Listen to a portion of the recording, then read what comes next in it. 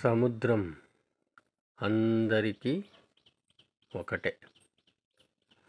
కానీ ఈత వచ్చిన వాడికి ముత్యాలు దొరుకుతాయి.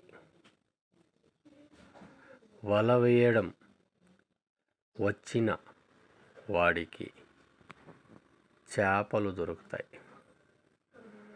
నిలబడి చూసే వాడికి కాళ్ళు మాత్రమే తడుస్తాయి.